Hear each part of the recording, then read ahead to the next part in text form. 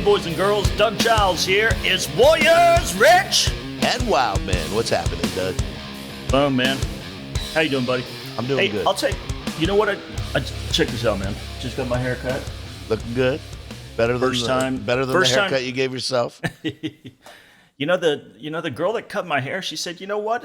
It's not bad." She goes, "I've seen since the plague is gone and they're allowing us our freedom again that we gave for safety." She said that she's had some customers come in that just really, really did a ham-fisted job on their noggin. So she scored me, I think, at like a 5 in a scale of 1 to 50. And but I was cool with it, and it was I think they've been shut down the entire time, and they just opened up like 2 days ago. Wow. And I had this. This sounds like I'm getting off topic, but I'm not. I'm going to come back to this point. So I'm doing my artwork and stuff, and I'm putting it out there, cranking, and just praise God, it's selling like crazy. And I had this guy goes, "Do you have a COVID special? I really like your stuff. Do you have a COVID special?" It's like, no, absolutely not. My paintings are evaluated by professionals, and this is what they sell for. Okay, if you want to buy a print, you can get first 20 over at douggiles.art and get 20% off free shipping. And the shipping stuff, that's a hell of a deal because we know now it's just outrageous shipping costs. So anyway, a buddy of mine said, I'm not looking for a deal now that everybody's desperate. He said, when I buy anybody's goods, service, or merchandise, I pay them retail. And if I go to restaurants or a bar that's open, he said, I give each person in there a tip of at least $100 a piece. Whoa. So just, not looking for deals, not looking for specials. And again, to me, when he said that, I was like, you know what? That's some legit stuff right there. That's something that's not chinchy. It's not looking for COVID deals and trying to screw people when they're hurt. So anyway, and I usually don't talk about anything I do, Rich. You know about me. I'm a humble man. So I go in to get my hair cut because I can't find my other barber. I mean, like, we register online, nowhere to be found. So I go to this new place. I know a couple people go there. Their hair doesn't look jacked up. So I'm like, okay, I'll try it. And it's open. And, Rich, it doesn't require me to wear the stupid mask. Yep. So, okay, I'm in. I'm going to try it. So I'm in there, and she's chopping away, and we're talking about, giving up our liberty for safety. And I just feel good about the barber, man. And Mary Margaret's getting her hair cut after me. So I pay the tab on me and Mary Margaret. I got to run back here to do the podcast. And you know what I did? Boom, the spirit of my brother, who does over-tipping and is not looking for COVID-19 deals. I go, boom, baby, here's a Benjamin. That's cool. And, she said that, and she wasn't doing the wah.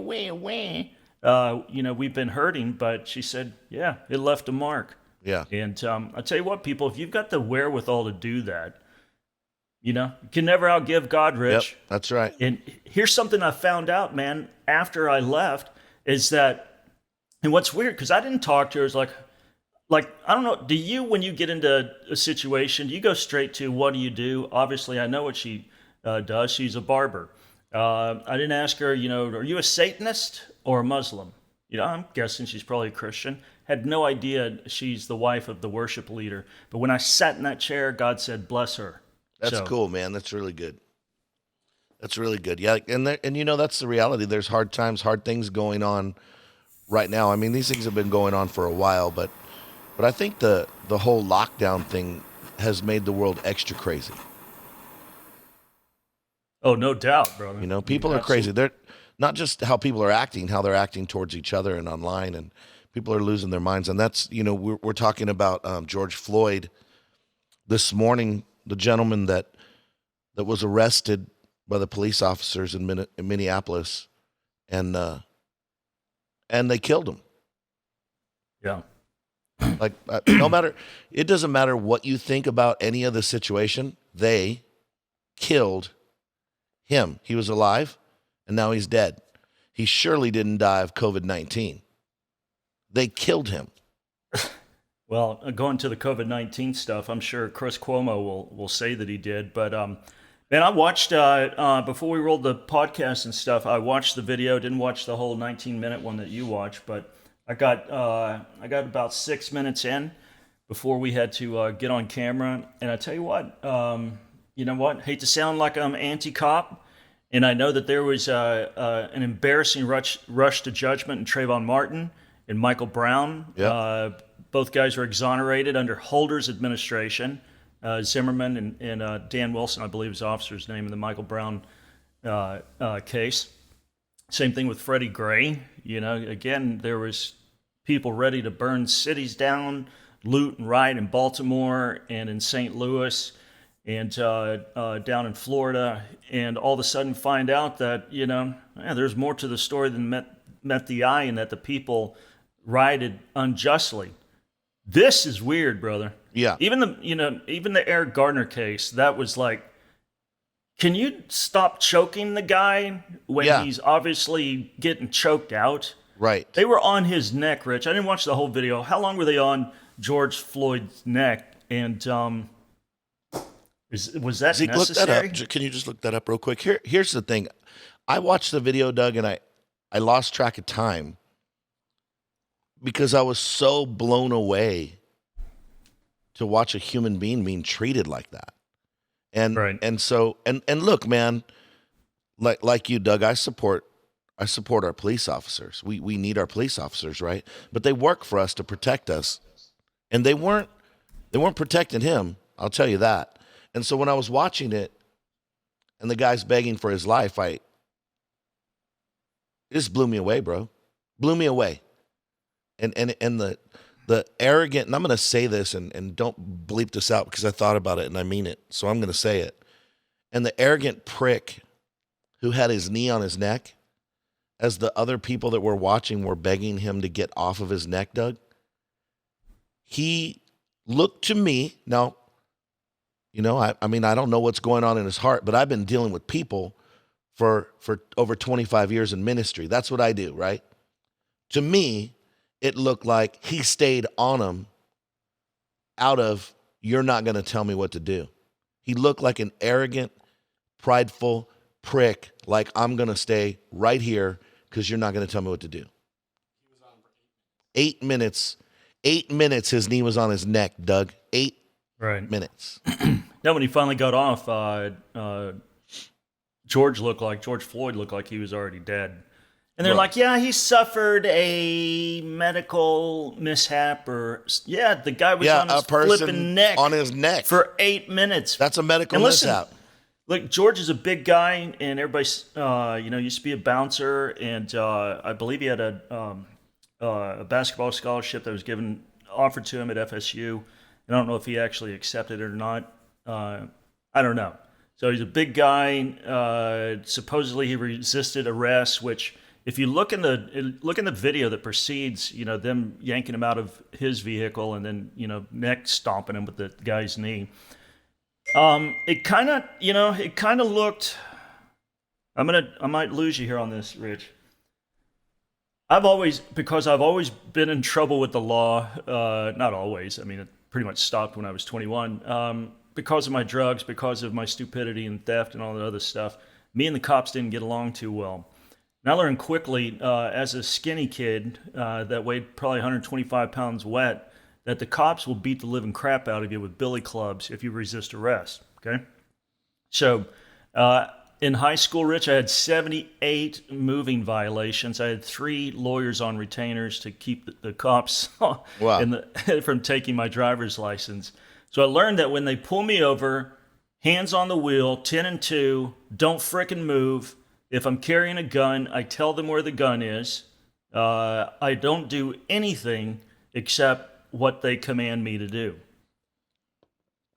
I don't have a camera into what George was doing when he came out of the vehicle. He didn't look like he was doing it. What's the word I'm looking for? Aggressively, or yeah, I mean it looked reluctant. But again, say that and again the cops. So let's play good cop, bad cop. The cops don't know what he's got on him. Right, they don't. Right. It looks like he's resisting to some extent verbally. When they get him in the door jam, the two cops are there. They're trying to cuff him. Doesn't look like he's cooperating too much. So my thing is, and I completely agree that was bullcrap, obviously, what this cop did to him for 8 minutes. But listen, people, if the cops ask you to do something, then, and it's not against the law or your conscience, law in particular, then just comply. Don't wrestle with the cop. You're going to lose. I'm telling you right now. Yep. You're going to lose, man. So again, if it's a moving violation, they want to search, or I don't know, man. Whatever. Just All right, live to tell the tale. Even if it's Rich, wrong. help me with that, I taught man. my sons that. I taught my boys that. I said, if you get in trouble with the police, you need to do what they say. And if they beat you up, rough you up a little bit, which did happen to one of my sons, I said, tomorrow we'll get you out of jail and we'll get a lawyer and we'll make it right. But if you're dead, it doesn't even matter if you're right. And let me say this. So I didn't watch the video of the part with him being taken out of the car. But let's stick to this. Well, on this point, let's just stick to this part. Let's say that he got out of the car and punched a cop in the face and picked the other one up and threw him across the street like a monster. Right. And then they tackled him on the ground. And Right. they kicked him a couple times on the ribs and beat him up. That's what you get. And if they tase him, that's what you get. Yeah. And if they choke him to get him down, that's what you get. And if you put your neck on your knee on the back of his neck to get him under control, well, that's what you get. Right. But even and I'm not saying that happened. That didn't happen. Yeah. But when the guy's laying there, handcuffed, face down in the street, subdued, 8 minutes of that guy's knee on the back of his neck with him begging him. He said, Right. I can't breathe. And then he said, my stomach hurts. My neck hurts. He said, everything hurts. And when I knew, Doug, I mean, I already knew that he had died before I watched the video. But when he said, please, can I have a drink of water? I was like, this dude's, he's dying. I mean, even if he came out of that car like a raging bull, Right. Tase him and get him down. Frickin' tase him, nightstick him, beat the hell out of him, give him boom some into stitches, the car. Right. But we don't put our knee on the neck of someone until they're dead. Like that's idiotic. It's ridiculous. Yeah, It's murder. Yeah. Yep, absolutely. And those, well, the one cop with his knee on the back of his neck, he's going to get murdered. The other guys are going to get probably something a little bit less than what he gets. But they're complicit. Look, they stood there. Right. Dereliction of duty, something like that. I don't know. I probably aiding would have and got abetting. shot. Doug, if I was watching that, I'm not a person that interferes. But man, when the dude's dying, I don't know. I don't know what I would have done. Maybe I would have stood there in shock. Yeah, I would just wish that if I was there that I would do something. I just don't know that I would, obviously. Yeah. So, what's the one cop that was kneeing on his neck? What's his name? Do you have it up there, Rich? No, I don't. Again, what they did to Wilson during the Michael Brown investigation, they ran him out of town. He had to flee the city. And again, Holder's Justice Department, if you want to call it that, they exonerated him on all counts and that Michael Brown did indeed attack him. Mm-hmm. And I've learned, as a publisher and stuff, man, you start running, a narrative out there, and then all of a sudden you found, whoopsie, there's a lot more to this story than met the eye initially that the mainstream media runs with. So with all that said, there is, and I agree, Rich, zero excuse for knee on the neck for 8 minutes.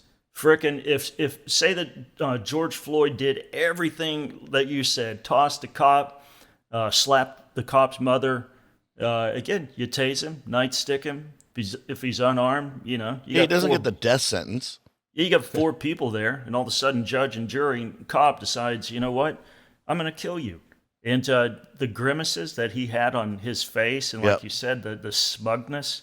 And if you're a martial arts expert, which I'm sure these guys have taken a lot of training, you know what's going down.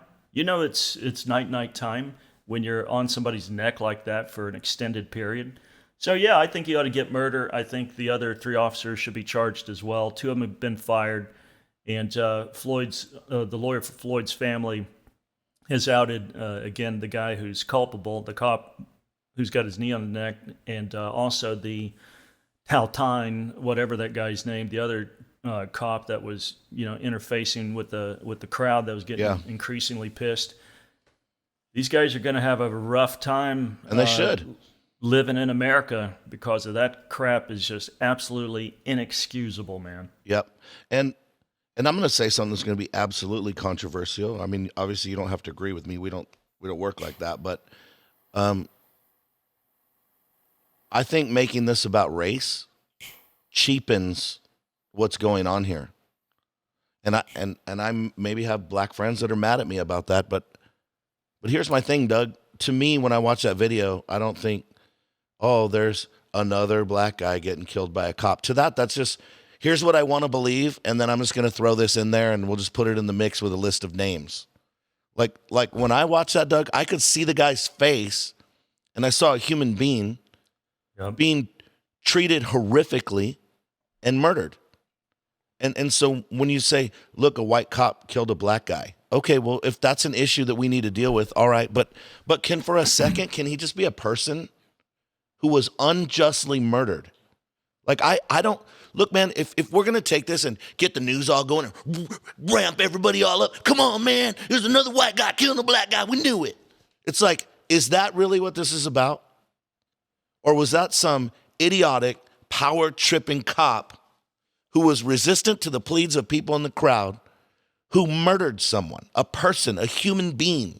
If that would have been a puppy or a dog, the riots would probably be 4 times what they are, because people care about stupid animals more than they care about people. But that's a person, Doug. That's not a black person. I watched the video. I could see his face. You could see his eyes. You watch him die. That's horrific. Whoever wants to see something like that? So if you want to make it into some political statement, and then we got to go do that and do the whole dance. And here's another thing. It's like the quote unquote black jogger that was killed by the 2 white hillbillies with the shotguns. And when the truth comes out, it's nothing like that.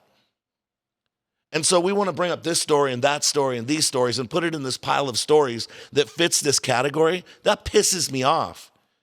Because like we said, no matter what he was doing before that, this dude knelt on his neck and killed him, a person, killed a human being. Yeah.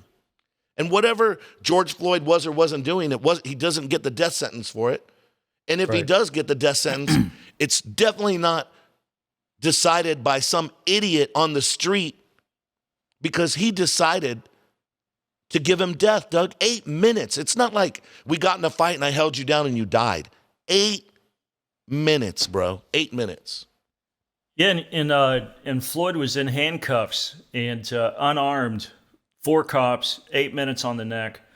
You know, Rich, we talked about this the other day when Nugent was on our podcast, and you can't get somebody who's more pro law enforcement officer than Ted for many, many moons, probably longer than you and I have been alive. And yet Ted said, you know what?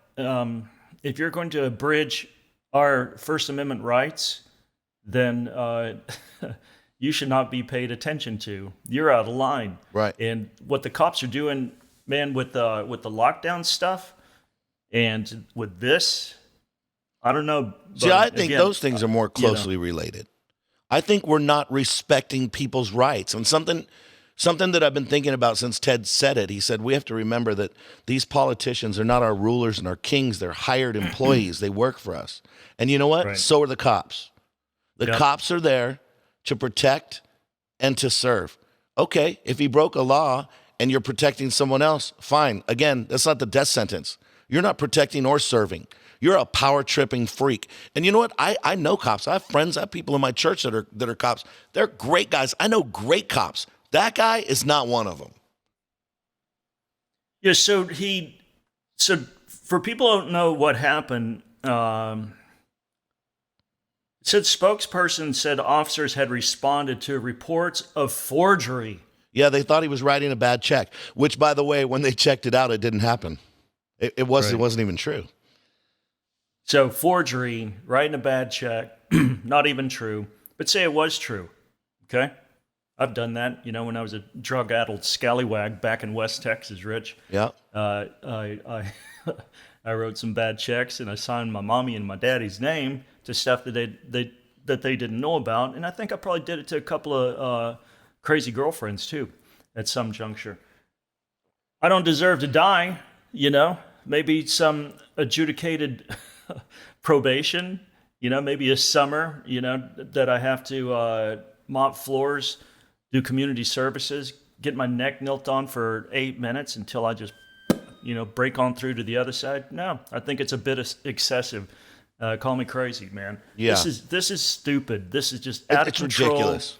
It's like, you guys got to stay in safe spaces or we're going to give you $1,000 fine or we're going to arrest your dad because he was playing with you a game of Frisbee in a deserted park. Cops, if you're doing that, if you're doing what this cat did, what's the guy's name, man? What's his name? Derek Chauvin or Tao Thai or Towel or something like that. Man, you should quit. You Yep. should get focused. You should get born again. You ought to go out to the wilderness, man, outside of Cave Creek where Rich lives and take some peyote Yep. and get centered because you are way out of control. You're way out of line, and you give this thing called America a horrible name with your jackbooted stuff during the COVID crisis, and then going, Mach 10 with your hair on fire on somebody who supposedly forged a check and just wouldn't get out of his vehicle as quickly as you'd like. That's nuts, Yeah. brother. That's Well, Doug, and Yeah. agreed. And think about this. What about and because it's always the small percentage of police officers that we see that do these things that get the attention on the news. What about the really good police officers? What about the ones that are really trying their best? What if they're out there really doing their job, trying to protect, trying to serve, trying to help people? How much more dangerous does it make their job now that this a happens? little bit, buddy. A little bit. Yeah, it's insanity, right? Like those guys are in trouble. And so Yeah, it's just like when a priest squat humps, an altar boy, or you get a televangelist or whatever Yep. they call them nowadays that rips off the church, Right. has sex with a monkey, and buys Lamborghini and is get caught doing crack off a gay prostitute's abs in Denver, Colorado. Everybody Everybody every suffers. Every preacher around is like, hey, what do you do for a living? I do some consulting. Yeah. Consulting. Nobody wants to say they're a preacher after that crap. Nobody wants to join the priesthood after that garbage. And again, great point, Rich. Every cop that wears the badge that's a good cat, all of a sudden, he's looked at with a jaundiced eye and nobody wants jack squat to do with him. And they have this, this Kaepernick mentality starts to come in when you have a corrupt cop like Yep. this Chauvin seems to be. Yeah, and then what are we supposed to do? Also, I was talking to Zeke earlier on the phone. Zeke is our producer, if you don't know that. I was talking to Zeke earlier on the phone. I know Zeke. And he said, I was talking to the Warriors and Wildmen listeners that don't know that all the awesome magic that happens behind the scene has nothing to do with me and you, Doug. To Zeke. To Zeke. I was talking to Zeke, and Zeke's one of the things he said was, well, the problem is that the left cries wolf and goes crazy every time something happens. And because they're like that, it causes you to be skeptical. And I think that's a great point. It's like, okay, a black man is killed by a police officer. It's racism. The city's rioting. My initial response to that is, I wonder what the rest of the story is. And you know what? If you say that, then here's the deal. Oh, because you're a racist. No, because they lie. Because they'll take somebody's life, they'll take some tragedy, and they use it for their agenda. They take some situation, they just force their narrative down our throat because it fits it. And you know what? They do just justice to a person like this guy. Like we said, regardless of what happened before the video, he killed him. You know? And so they need to stop grabbing everything and throwing it out there and making it all about racism. What we need to do is say, bad cops murdered an innocent man. Let's let some heads roll, Let's have some justice for him and his family. If I was a cop and say this guy is resisting, me and another cop get him, he spits in my face, calls me, a skinny leg cowboy. I don't know. He headbutts me. But if I've got him subdued, again, you got tasers, you got nightsticks, you got some stuff that'll get him down on the ground and get him to where he's obedient. And then you put him in the car, and then Yep. he gets indicted, and then you get to frickin' jury of peers, and then that's how it's properly done. That's America. Exactly. And he's an American. He's an American citizen. This is America. You can't do that to us. You cannot do that to an American. You cannot. That's why we started this country, is to not have to deal with crap like that, Doug. And people need to get fired up. And what we need to do is not get distracted and then make it a thing about racism. Yeah, I'm going to love to I don't watch. think that guy was like, this guy's black, I'm going to jump on his neck. If you think that, you're shallow. If you think that, you're shallow. Right. Yeah, and it's going to be interesting to watch the stay safe and stay at home lockdown measures go down in Minneapolis after this cop obviously murdered George Floyd.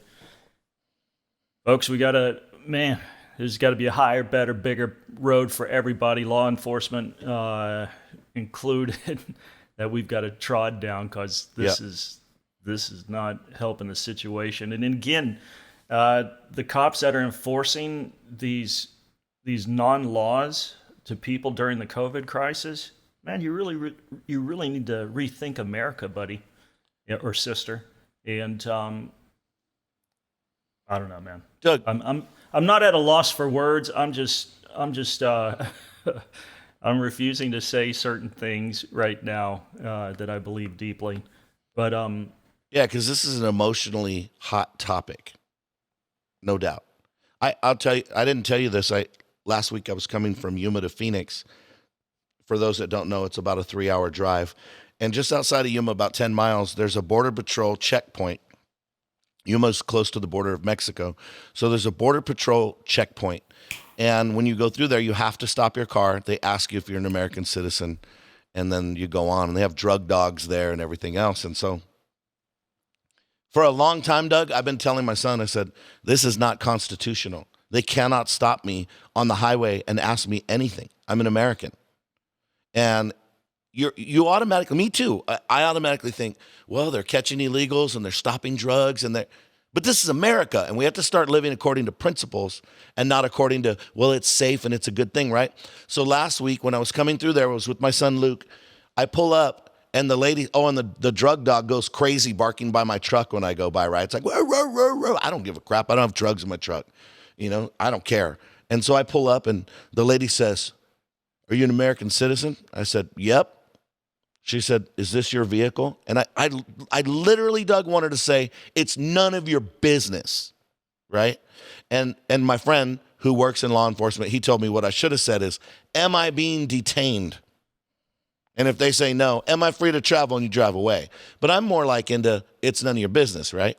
So she said, is this your vehicle? And I said, yes, it is. And she said, where are you going? Now, see, what the hell? Am I in Russia now? yeah, Where are yeah, you going? I said, I'm going to Phoenix. Do you live there? I said, I live there, and I live in Yuma. And she could tell that this is definitely not going to be worth whatever she's doing, and she lets me drive away. But what if other people just let them continue? So I have a new plan. Instead of saying, am I free to travel? I'm going to say this to her next time. She says, where do you live? I'm going to say, where do you live? Is that your vehicle? Is that your outfit you're wearing? I mean, those are personal questions and none of your damn business. Yeah, ask her what color panties what color Doug, panties do you have on, and is your bra padded? Yeah, Doug, here's a question. Is this your vehicle? Where are you going? Where do you live? Hey, let me tell you what. This is none of your business's vehicle, and where I'm going is I'm just driving around our nation being free in it. Like, isn't the idea of our nation being free, right? And you can't be stopped without a cause. You cannot be searched, unlawful search and seizure. So here I am being pulled over in America, Doug, asking me where I'm going. I'm going to none of your freaking business. I'm driving whatever truck I happen to be in. Piss off. You took a picture of my license plate 100 meters ago. You already know the vehicle's not stolen. Right. I'm an American. I'm free. And you know what? You put somebody down on the ground and jump on the back of their neck until they're dead. That's not America, bro. That's not America. It's not. We need to, in this country, man, we need to start waking up a little bit, and we need to start pushing back and fighting for some rights. Yeah, I think that's what's going down. A lot of homeschooling. They're like, yeah, taxation's theft, mommy, and and we have this thing called constitutional rights. Right. And they're learning, our founding docs, and they're digging on the Bill of Rights, and I think again, we talked about this before. I think there's an awakening to who we are because we just again handed our liberty for this thing called safety, and all of that was inflated and exaggerated, and we really didn't need it to flatten the curve. Or now it's supposed to be extended, Rich, until we find a cure. And no. We need to get back to the Constitution. Yep. It was afforded to us during a smallpox plague, and we've ridden through a lot of deadly viruses in our time here on this terra firma. And Rich, we made it. We're still alive, and we're going to make it through COVID-19. but we won't make it through the police state. No, and we shouldn't. And again, if you're a cop, and you get in a big head, and you're like Barney Fife with your shiny badge, and you're going to get your bullet out, you need to really rethink your gig in what country you're in. Yep. And if you want to continue in that kind of glide path, maybe you do better down in Brazil, I don't know, or in China, because that kind of crap is un-American, man. And lady, sir, if that's how you are policing, then it's an embarrassment to what it means to be a patriot and an American And a police officer. Exactly. And it's a disrespect of all the other police officers that Yeah. are doing a great job. You're right, 100%. All right, Rich, we solved that problem, big dog. And what's the Warriors and Wildmen supposed to do right here, right now, my brother? Warriors and Wildmen, let's stand up for our rights, man. Let's be Americans. If you're in another country, well, try to be an American there. It won't go good. I don't know what to say. Go to warriorsofwildmen.com. Like us, love us, subscribe. Find us on social media. Shoot us a message. We'd love to talk to you, get in touch with you. And if you want to support us, hit the war chest and support us. Help us push this message out farther. We think people need to hear it. If you do too, help us do that. Warriors and Wildmen.